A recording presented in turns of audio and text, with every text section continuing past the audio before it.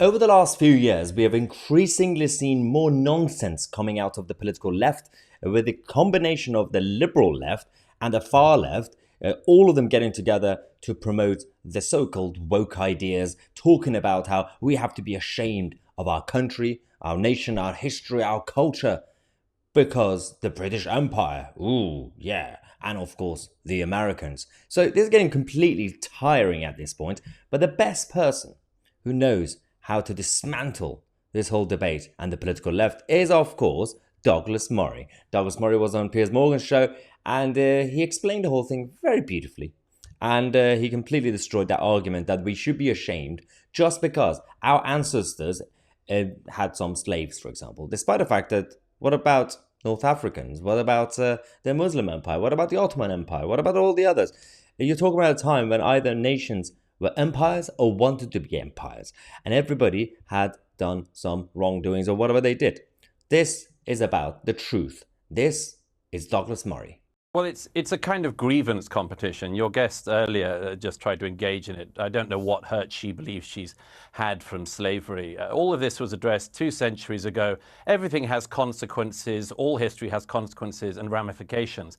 But, you know, if we were to play this fairly, we would at least look at all of the countries around the world that engaged in the slave trade who are simply not interested in any form of reparations. The Ottoman Empire, all the Arab countries who not just traded far more slaves than across the Atlantic, but castrated all the men so that there wouldn't be any more African slaves after them. They worked them to the bone. I see no interest across Africa in paying reparations for selling their brother and sister Africans into slavery or for working them to the bone to the present day. There is slavery across Africa today. In fact, there are more slaves in the world today than there were at the height of the transatlantic slave trade.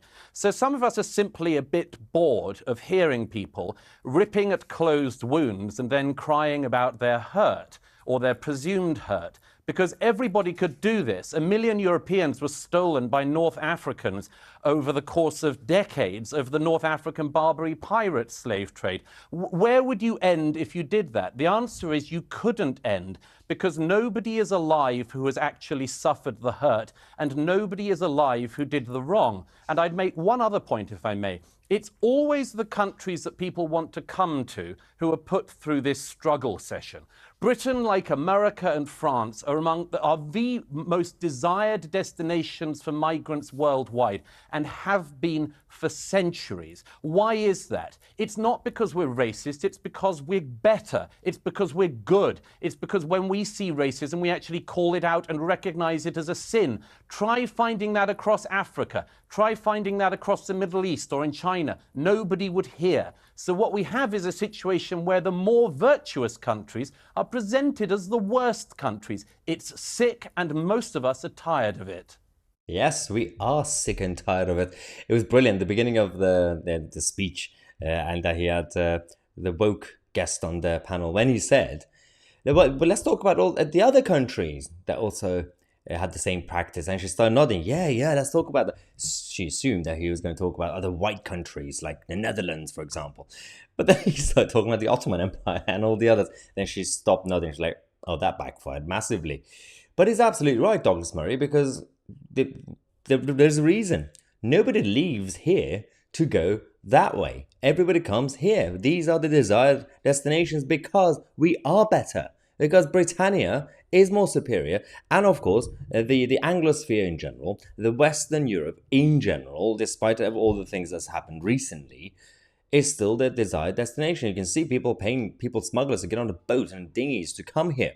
Nobody does the same thing to go all the way to Iraq or Syria or Libya, or even the other Arab countries that are slightly more stable. Nobody chooses to go there. Everybody chooses to come here. There's a reason for that. Now, the whole issue has gone completely too far now. The whole the desired destination is now completely destroying the basic foundations that built this nation, this culture, the history of it. And we have to be careful now.